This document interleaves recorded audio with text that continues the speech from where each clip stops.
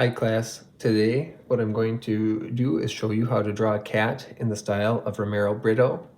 Notice that I have my paper going the wide way, and I'm going to start with my name on the back of it. You can do that too. And then flip your paper over. All right, I'm going to start with the head. Now, there's basically 4 steps to this: drawing the cat, and then adding some lines, outlining that cat and those lines, drawing some patterns, and then adding color. You should be able to finish this today, but if you don't, that's okay. Also, if you draw yours slightly different than mine, I think that's a good thing. So it's okay if yours doesn't go exactly as mine does. Romero Britto's cats kind of have a cartoonish, oversized head. So just pick where you want that head to start, and I'm going to draw a line across the top. This is the part that's going to go in between the ears, and I might put a slight little angle to that line. Okay. Then from there, you can draw a line that goes up at an angle. On the other side, also draw a line that goes up at an angle.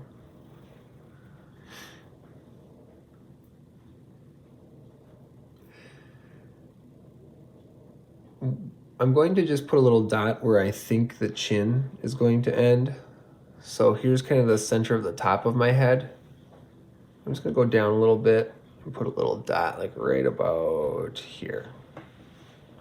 That'll just kind of help me figure out how to fit the rest of my cat's body in. Then I'm gonna go back up to the top of the ears here. Okay, I'm going to draw a line that goes straight down. It doesn't quite go down to the same level as that dot where the chin will go. And then this line I'm going to try to draw just as long as that one. Okay. And then I'm just going to another angled line that goes from the chin to here and the chin to here. So we kind of have a cat head, but it's very geometric. Again, if yours looks different, if it has bigger ears than mine or a longer face than mine, that's all good. We're going to give our cat some eyes.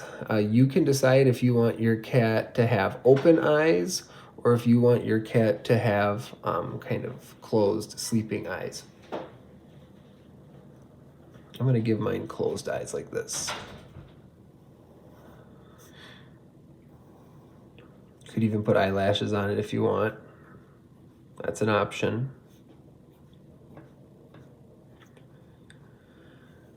Little triangle nose, or a heart-shaped nose, or a circle-shaped nose, or an oval-shaped nose. You're the artist. And then from there, I'm just going to make a W. It kind of comes off the nose like this. Feel free to give it some whiskers.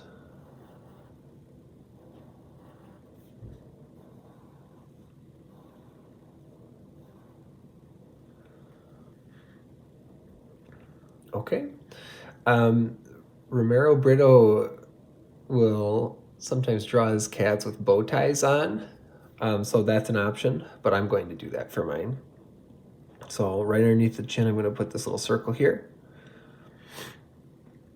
Your bow tie can have sharp lines or curved lines. Since my cat kind of has a curved line head, I'm going to do sharp line head. I'm going to do a sharp line on the bow tie. Sharp line bow tie. Very good.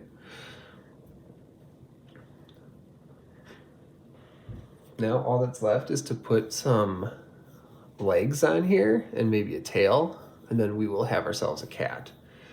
So I'm going to start with the front legs. This is a cat that's in a sitting position. So right from the middle of the bow tie, I'm going to draw a line This is going to be where the two legs meet in the middle, okay?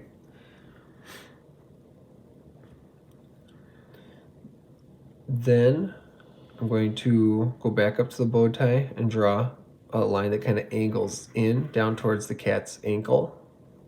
And then I'm going to do the same thing over here.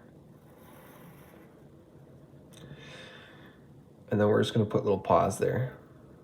Paw, paw. If you want to put lines for the toes, you can. Curved lines, straight lines, you decide. And now I'm going to put bigger legs in here. These ones can just start kind of right, kind of on the chin there, cheek area, curve out, and then in, out, and then in. Remember, these are cartoon looking cats. They're not necessarily meant to be realistic looking.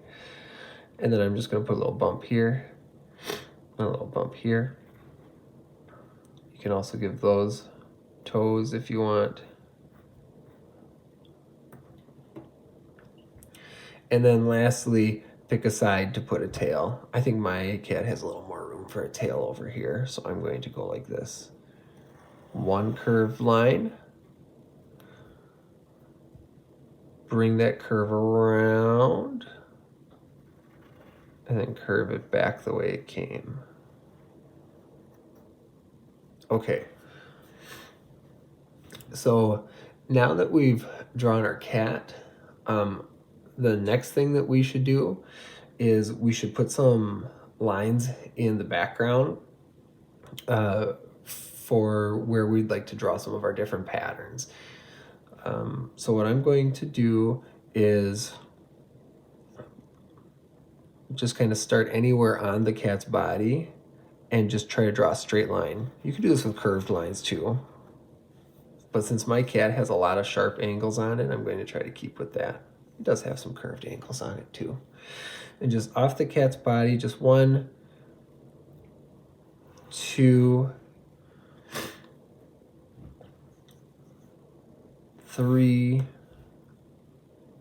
Your lines don't have to go in the exact same spots as mine. 4. Now this one's a little bit tricky. It's going to start at the head. It's going to hit the tail. I'm going to pick it up on the other side of the tail. Now that might be enough, but keep in mind the more lines you draw in your background, the more patterns you're going to have to try to come up with. So like I could put a few more lines in here like this, but that also means that I'm going to have to try to create a few more patterns to go with it. I think if you're getting up to 10 or more lines, you might be creating a little bit of extra work for yourself.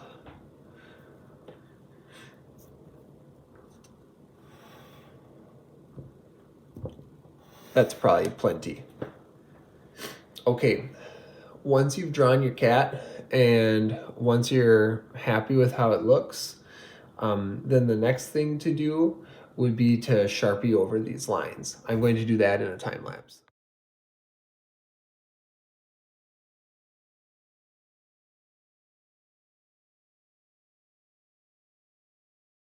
Pause the video so that students can trace their drawing with Sharpies.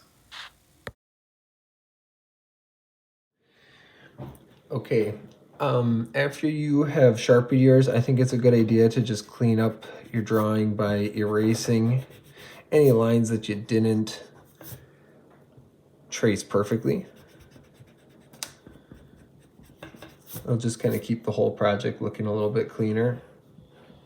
And then for this next step, you get to go into coloring and patterning.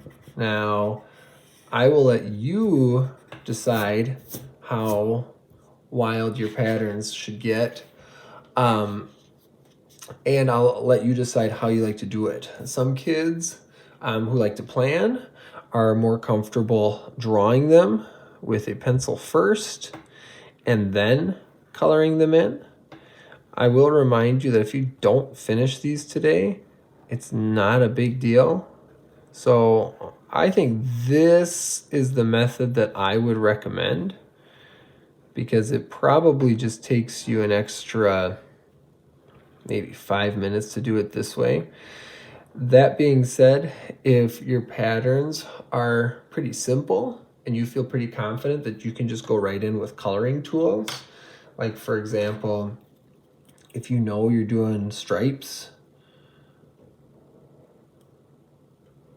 that might be a pattern where you can get away with not doing so much of a pre-planning phase. Okay, so this is where you get to be the artist and make your own choices there.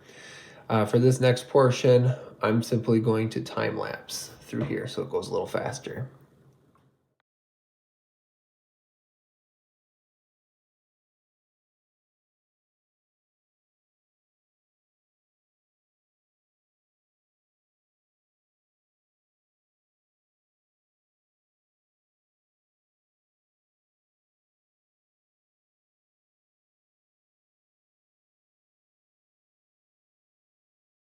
When all of your patterns are colored in and your cat is colored in, then congratulations, you are finished.